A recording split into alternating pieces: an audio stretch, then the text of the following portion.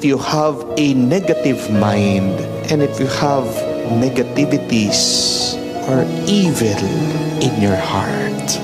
Bakit kaya ang nakikita palagi ng mga Pariseo, mga nakakatandang Hudyo sa ginagawa ni Jesus ay masama? Ngayon, siya na nga ang tumutulong, siya na nga gumagawa ng mabuti, pero bakit palaging galit sila sa Kanya? Gusto pa nga nilang patayin ang ating Panginoon. Dahil ba lumalabag ang ating Panginoon sa batas na galing daw sa Diyos?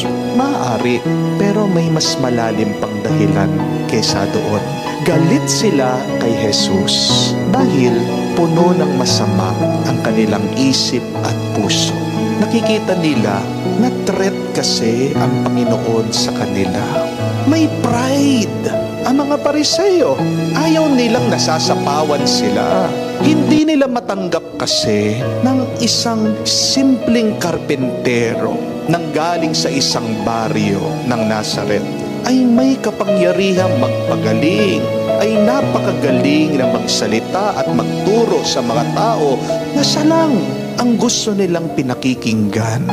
Natatakot ang mga Pariseo sa kanya kasi nakakagawa siya ng himala at ng milagro. Mga kapatid, napakahalaga pong suriin natin ang ating mga isip at ang ating mga puso araw-araw.